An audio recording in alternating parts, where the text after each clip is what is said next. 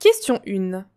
En ville, les panneaux de danger sont implantés en amont à 25 mètres, réponse A, 50 mètres, réponse B, 100 mètres, réponse C, 150 mètres, réponse D.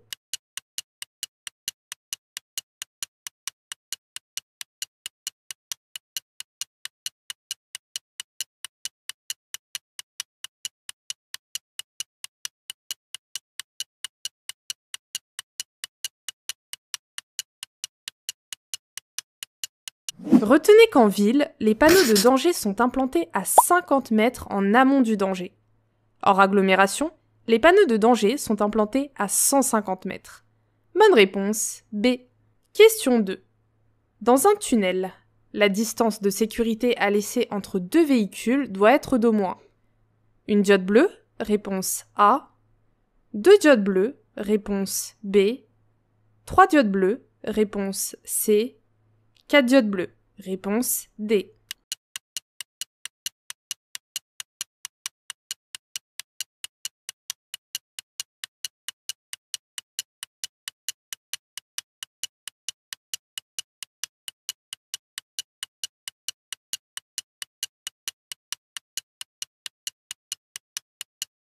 Afin de respecter les consignes de sécurité routière, les usagers doivent respecter une distance de sécurité d'au moins 2 diodes bleues lorsqu'ils circulent dans des tunnels.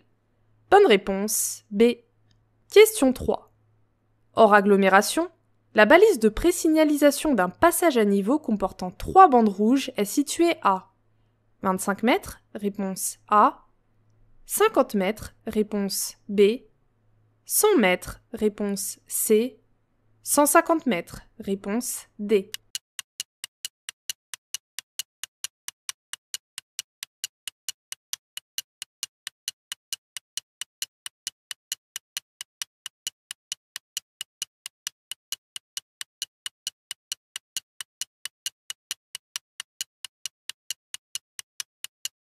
À l'approche d'un passage à niveau, le conducteur peut se référer aux balises de présignalisation comportant des bandes rouges. En ville, la balise possédant 3 bandes rouges est située à 50 mètres du passage à niveau. Donc une bande rouge est environ égale à 16 mètres. Hors agglomération, la balise possédant 3 bandes se situe à 150 mètres. Donc une bande rouge est environ égale à 50 mètres. Bonne réponse D. Question 4. Les sculptures présentes sur les pneumatiques d'un véhicule doivent avoir une profondeur d'au moins 0,6 mm, réponse A, 1,6 mm, réponse B, 2,6 mm, réponse C, 3,6 mm, réponse D.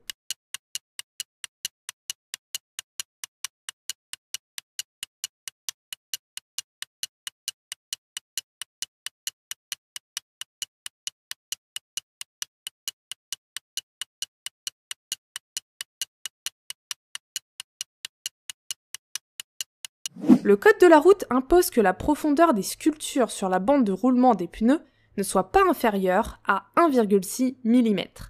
Dans le cas contraire, le pneu est à changer. Bonne réponse B. Question 5.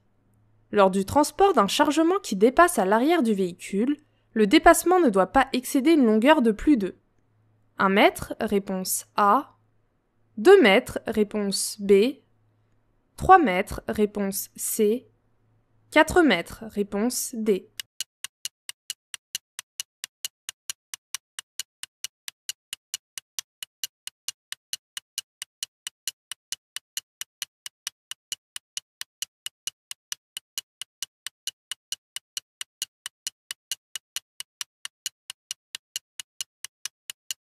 Le chargement à l'arrière d'un véhicule ne doit pas dépasser une longueur de 3 mètres. De plus, l'automobiliste doit obligatoirement fixer un dispositif rétro-réfléchissant à l'extrémité à partir d'1 mètre de dépassement. Bonne réponse, c'est question 6. Mon véhicule a été mis pour la première fois en circulation il y a 3 ans.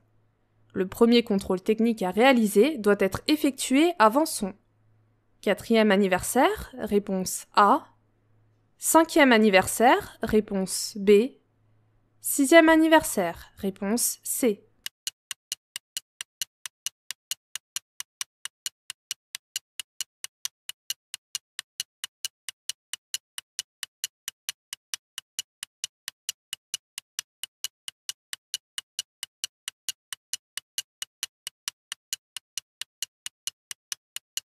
La visite de contrôle technique doit être réalisée dans les 6 mois précédant le 4e anniversaire d'un véhicule neuf.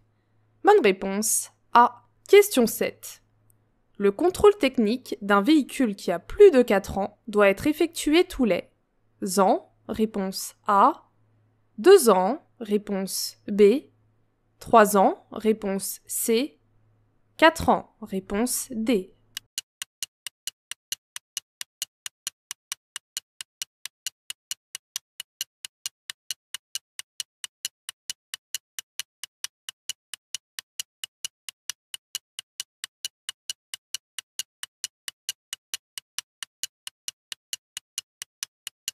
La visite du contrôle technique doit être réalisée dans les 6 mois précédant le 4e anniversaire d'un véhicule neuf, puis régulièrement tous les 2 ans. Bonne réponse B. Question 8. Pour pouvoir conduire, l'acuité visuelle pour l'ensemble des 2 yeux du conducteur doit être d'au moins 3 dixièmes, réponse A, 4 dixièmes, réponse B, 5 dixièmes, réponse C, 6 dixièmes, réponse D.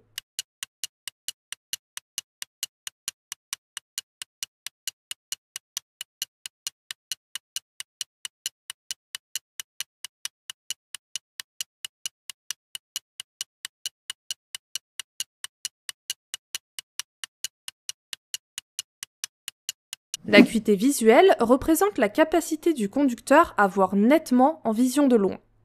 Cette mesure de la vision est très importante, car elle permet à tout candidat de savoir si celui-ci est apte à conduire ou non. Une acuité binoculaire de 5 dixièmes minimum est exigée pour pouvoir conduire. Bonne réponse, c'est question 9. Le champ de vision du conducteur à l'arrêt est de 30 degrés, réponse A, 90 degrés, réponse B, 180 degrés, réponse C, 230 degrés, réponse D.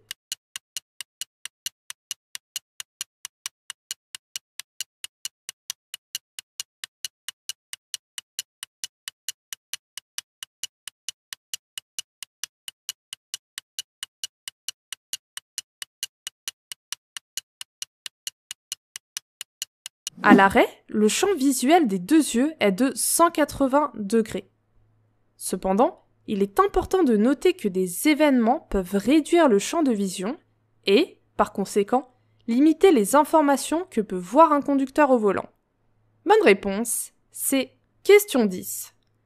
Le champ de vision d'un conducteur circulant à 130 km/h est de 30 degrés, réponse A, 90 degrés, réponse B, 180 degrés, réponse C, 230 degrés, réponse D.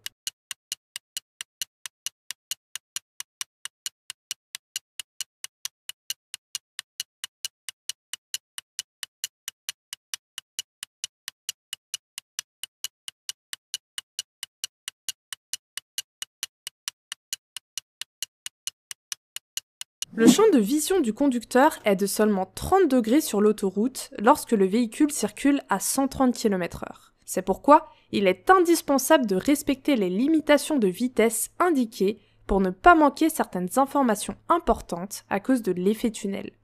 Bonne réponse A. Et n'oubliez pas qu'on vous a créé une formation pour vous permettre de hacker le code de la route très rapidement. Là, vous allez me dire, ok, mais vous faites quoi de plus que les autres ? C'est simple, on vous a résumé tout le code de la route en une seule vidéo de 40 minutes top chrono.